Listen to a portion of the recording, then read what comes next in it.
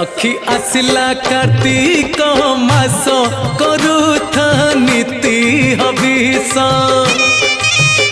सखी आसिला कार्तिक मास करुथा नीति हविष